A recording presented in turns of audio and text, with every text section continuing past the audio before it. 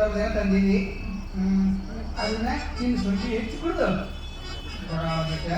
ಅಯ್ಯೋ ಅಯ್ಯೋ ಅಯ್ಯೋ ಅಯ್ಯೋ ಅಯ್ಯೋ ನಾನು ಸೊಂಡಿ ಹೆಚ್ಚು ಕುಡಿದ್ರೆ ಹೆಂಗಿರಾಗತ್ತೆ ಅದನ್ನು ಬೋಂಡಿ ಹಂಗೆಲ್ಲ ಬೇಕಾರದು ಹೆಣ್ಣು ಮಕ್ಕಳ ಕೆಳಗಿನ ತುದಿಯೊಳಗೆ ಅಮೃತ ಇರ್ತೈತಿ.